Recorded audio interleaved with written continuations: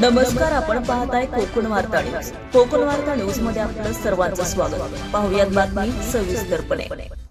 पोलादपूर नगरपंचायत प्रभाग क्रमांक 1च्या पोटनिवडणुकीसाठी शिवसेना पक्षाकडून सौ संगीता संतोष तुरडे यांनी आपला उमेदवारी अर्ज निवडणूक अधिकारी तथा तहसीलदार महेश शितोळे आणि सहाय्यक निवडणूक अधिकारी तथा मुख्य अधिकारी विनय शिपाई यांच्याकडे उत्साहपूर्ण वातावरणात दाखल केला.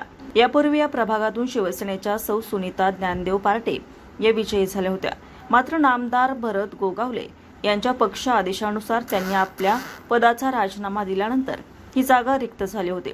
जवळपास वर्षभरानंतर जिल्हाधिकाऱ्यांकडून पोटनिवडणुकीचा कार्यक्रम जाहीर करण्यात आला असून शिवसेनेतर्फे सौ संगीता संतोष तुरडे यांना उमेदवारी देण्यात आली आहे. उमेदवारी अर्ज दाखल करताना जिल्हा परिषद शिक्षण आणि अर्थ सभापती चंद्रकांत कळंबे, तालुका प्रमुख निलेश अहिरे, शहरप्रमुख सुरेश पवार, कृषी उत्पन्न बाजार समिती संचालक लक्ष्मण मोरे, उपनगराध्यक्ष मनोज प्रजापती, माजी सरपंच शंकर तुरडे, माजी उपनगराध्यक्ष नागेश पवार, नगरसेवक प्रसाद इंगावळे, निखिल कापडेकर, नगरसेविका सौ अश्विनी पवार, महेश उतेकर, श्रावण पवार, संदीप सावंत, जान्हवी लक्ष्मण मोरे तसेच गावातील शिवसैनिक आणि महिला मोठ्या संख्येने उपस्थित होत्या.